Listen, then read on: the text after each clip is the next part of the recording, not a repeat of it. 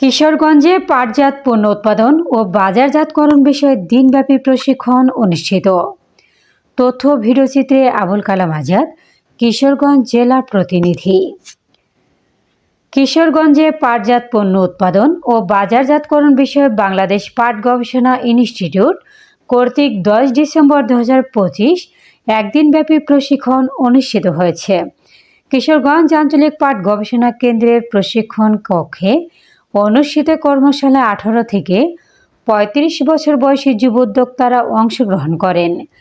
এসো দেশ বদলায়, পৃথিবী বদলায় মূল প্রতিপাদ্যকে সামনে রেখে যুব উদ্যোক্তাদের দক্ষতা বৃদ্ধির লক্ষ্যে এই প্রশিক্ষণের আয়োজন করা হয়। প্রশিক্ষণ কোর্সের উদ্বোধন করেন পিটিসি উইংয়ের পরিচালক ডক্টর মাহমুদ আল হোসেন। বিশেষ অতিথি ছিলেন পিটিসি বিভাগের CSO CC doctor Mohammad Lutfar Rahman.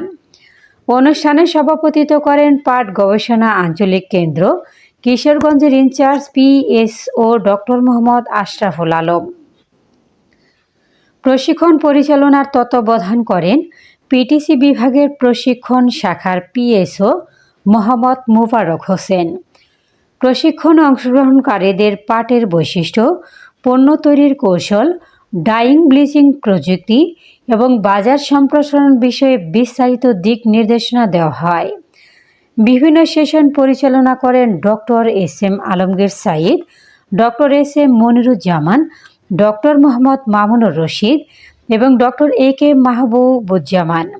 এছাড়া প্রশিক্ষণার্থীদের উদ্ভাবনী পণ্য তৈরির সুযোগ ও উদ্যোক্তার সম্ভাবনা বিষয়ে সহযোগিতা করেন ডক্টর রাশেদ খান মিলন এবং ডক্টর তাসনুফা করিম ঝুমুর প্রমুখ।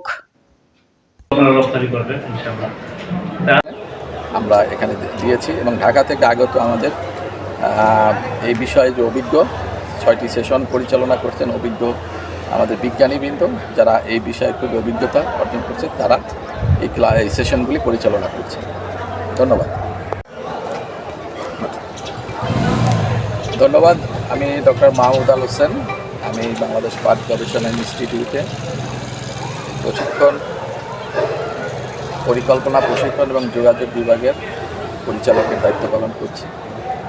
আজকে এখানে একটা প্রশিক্ষণ চলছে, সেগুলোকে এখানে আসা। আমরা সকলেই জানি যে এই বেলটা বিশেষ করে কিশোরগঞ্জ এবং ময়মনসিংহে একসময় পাট উৎপাদন এলাকা ছিল, এখনও এখানে পাট হয়। তো সেই অনুপাতে এখানে পাট পণ্য উৎপাদনের যে ক্ষুদ্র ক্ষুদ্র প্রতিষ্ঠান সেভাবে গড়ে ওঠে নাই।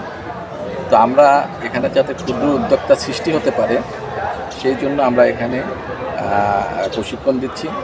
আজকে প্রশিক্ষণে বিভিন্ন অঞ্চল থেকে, এই অঞ্চলের বিভিন্ন এলাকা থেকে 30 জন পার্টিসিপেন্ট, বিশেষ করে মহিলারা এখানে অংশগ্রহণ করেছে। তারা এই পাট